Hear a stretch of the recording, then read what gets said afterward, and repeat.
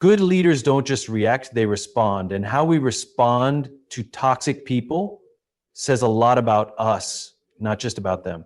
Toxic people exist everywhere, at work, in our families, even in our friend circles. They spread negativity, they drain energy, and if we're not careful, they pull us down to their level.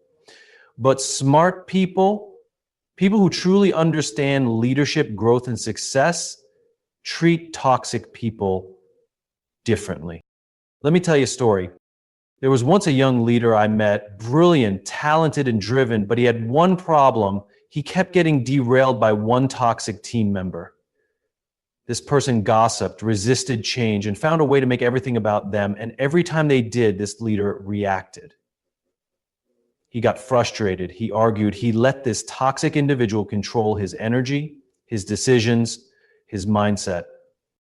Until one day he made a shift. He realized something. Toxic people don't take power. We give it to them. Power is an interesting thing. Most people assume it's something others take from us, something they steal, something they force upon us. But the truth is, in most cases, power is something we give away. And this is especially true when dealing with toxic people. Toxic individuals thrive on control. They manipulate, provoke, and drain the energy of those around them. They create chaos, stir up conflict, and often leave people feeling frustrated, defensive, or even defeated. But here's what smart people understand. Toxic people don't take power. We give it to them. Think about the last time you encountered someone toxic. Maybe it was a coworker who always found a way to criticize everything you did. Maybe it was a friend who constantly played the victim, making every situation about them. Or maybe it was a family member who knew exactly which buttons to press to make you feel small. What was your response? Did you argue? Did you defend yourself? Did you spend hours replaying the conversation in your head, wondering how you could have handled it differently? If so, you gave them power. See, power isn't just about authority or control. It's about influence. It's about how much space someone takes up in our minds, how much they affect our emotions, and how much they dictate our actions. The moment we allow a toxic person to shape our mood, consume our thoughts, or dictate our responses, we've handed them power they never actually had to begin with. Smart people recognize this. They don't allow themselves to be pulled into unnecessary battles. They don't waste energy on people who are committed to misunderstanding them. They don't react emotionally to every passive-aggressive comment, every attempt to provoke, or every effort to bring them down. Instead, they choose where their energy goes. One of the most powerful things we can do when dealing with toxic individuals is to pause. Not react, not engage, just pause. Because in that moment of stillness, we reclaim control. We remind ourselves that we don't have to play the game. We don't have to justify, argue, or defend. We don't have to prove anything to anyone who isn't genuinely invested in understanding us. Now, this doesn't mean ignoring every problem or pretending issues don't exist. It doesn't mean letting toxic behavior go unchecked. What it does mean is choosing our battles wisely. It means recognizing that not every insult needs a response, not every argument deserves our participation, and not every toxic person is worth our attention.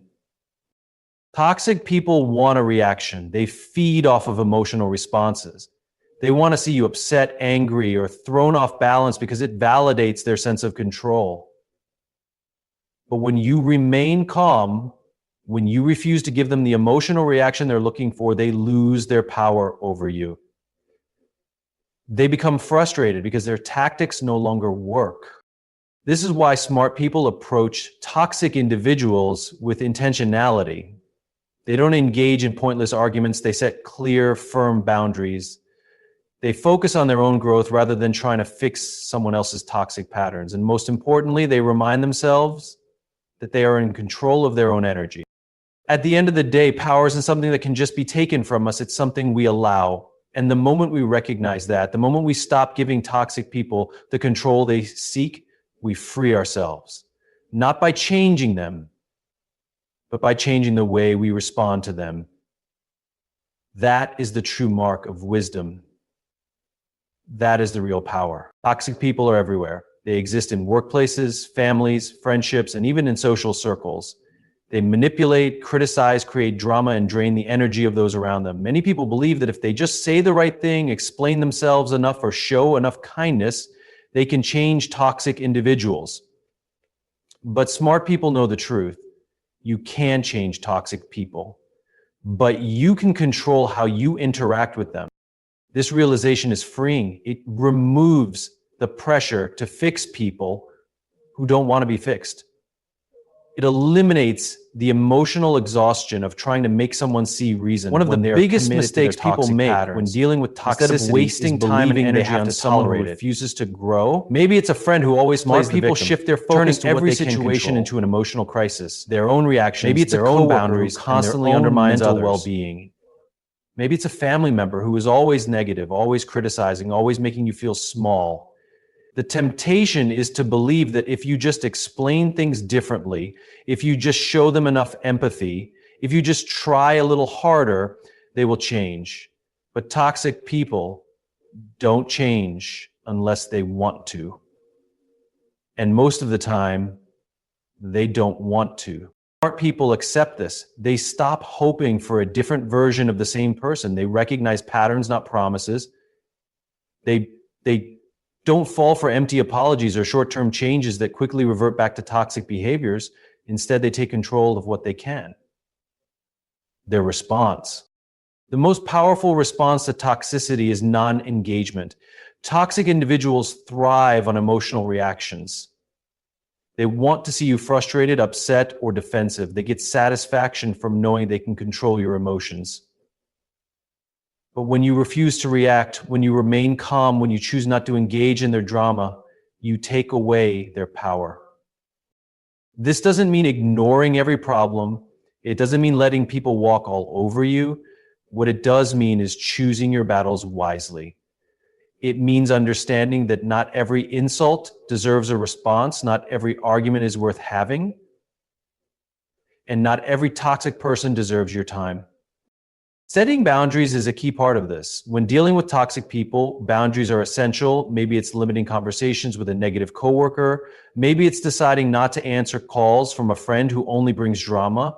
Maybe it's choosing not to engage in heated discussions with a family member who refuses to respect your opinions. Boundaries are not about being rude. They're about protecting your peace. Another crucial element is detachment. Smart people learn to emotionally detach from toxic individuals. This means not letting their words or actions affect your self-worth. It means realizing that their behavior is a reflection of them, not you. It means refusing to take their toxicity personally.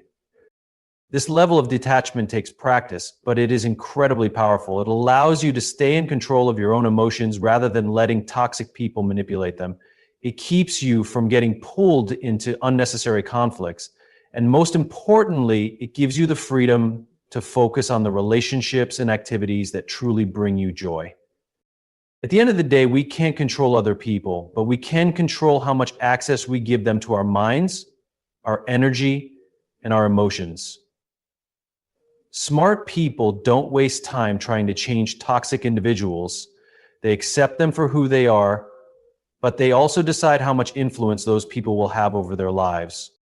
By focusing on what they can control, their reactions, their boundaries, and their own growth, they free themselves from the exhausting cycle of trying to fix the unfixable. And in doing so, they create a life that is not only more peaceful, but also far more fulfilling.